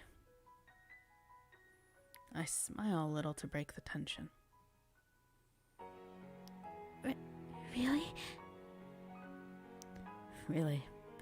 I haven't heard from her for a while though, so I guess it's all over. I know it's all over. There's no way to interpret what happened the last time I saw her. In some ways, not having heard from her again has helped me move on from that period of my life. So, we both know a little more about each other. But you don't have to talk about things if you don't want to. In fact, I feel a little bad even thinking about the whole incident. I can almost smell the hospital's disinfectant burning in the back of my sinuses again. I imagine Hanako is going through the same thing now. When I was in the hospital, I went to the burn ward once, and only once. I was bored, so I went for a walk through all the wards. I went through oncology, and I thought I could take it, but when I got to the burn ward, I turned around and went back to bed. To think that Hanako would have spent months in a place like that, smelling nothing but corrupted skin, strong disinfectant, and sterilized air. The really bad cases were kept in isolated pods that no foreign object could enter. That would have meant no reading. I would have gone insane if I didn't have my books in the hospital. And she said she was alone. Did her parents die? I'll have to ask Lily about it. I can imagine myself saying something dumb unintentionally. Hanako. Thank you, Hisa. I haven't told many people about this. To be honest, I haven't told many people about my circumstances either. Then I won't tell anyone either. Hanako. Gosh, she's so shy and so scared. And yet, she's so strong too. Even after she mustered all the courage she could just to do that. And then, despite what just was talked about, she's still able to put that smile on her face. Oh, my heart. Man, God.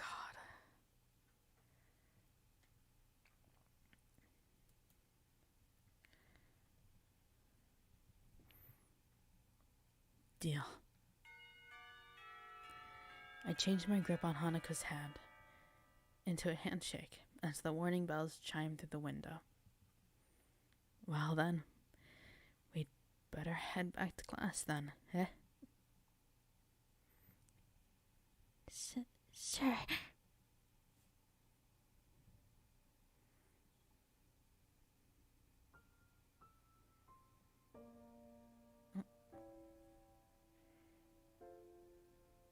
Act 3, Castling.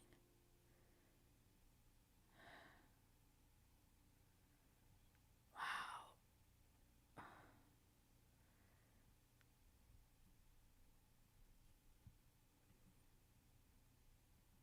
I think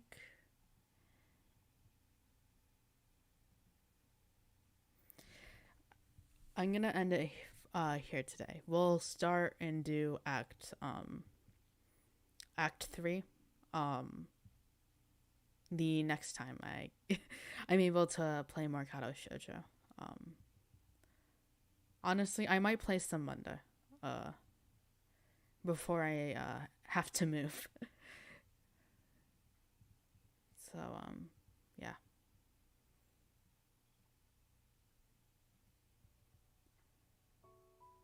Oh, and there's that picture. Man.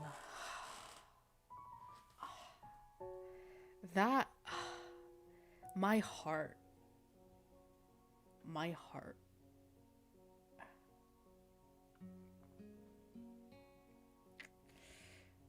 I want to protect this girl so bad.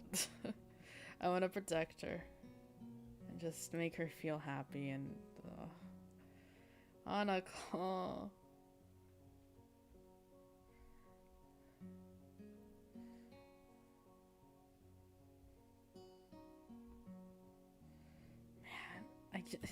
What do I say after that kind of stuff?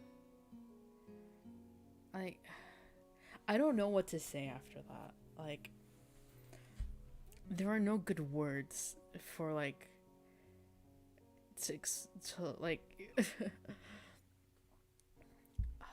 man.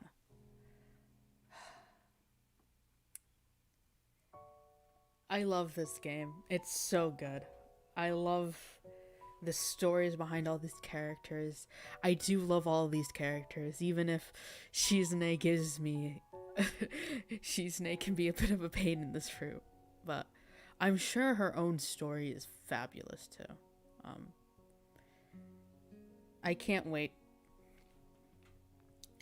I am very excited to see how much more I can learn about Hanako, and of course being able to learn more about all these other girls, because I'm sure all of them have fabulous fruits.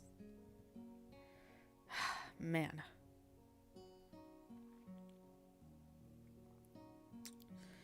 I'm assuming, of course here, since, just so you know, for future streams,